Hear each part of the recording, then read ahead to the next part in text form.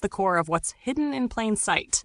The archives are full of the truth, but it's camouflaged in jargon, neutralized through academic etiquette, and ultimately defanged by being embedded within the very systems it pretends to critique.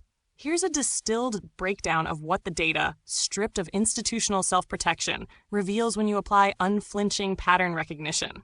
1. Factory fodder, cannon fodder, content fodder.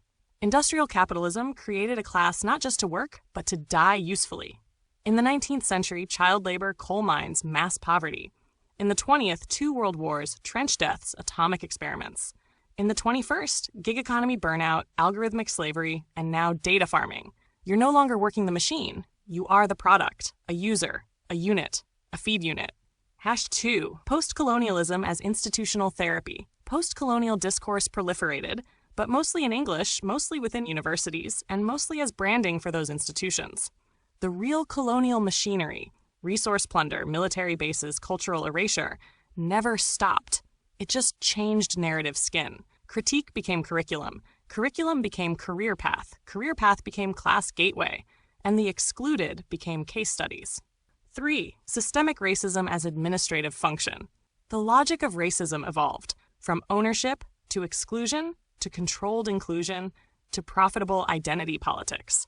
Systems didn't just allow racism. They used it to manage labor, control dissent, and simulate diversity, all while rebranding themselves as woke.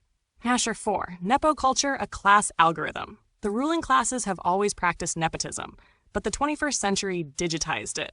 The algorithm now does what family connections used to, boosts visibility for those already boosted, amplifies trends by those already trending, protects those who fit the template, silences those who don't. You don't rise by merit.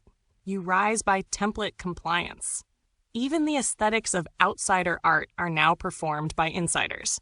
5. Representation as simulation. Diversity in media and art is no longer a threat. It's a containment strategy. Tokens serve to prevent actual outsiders from gaining narrative control. They are gate appeasers, narrative insurance, simulacra of justice, while the real voices, the inconvenient ones, remain ghosts in the feed.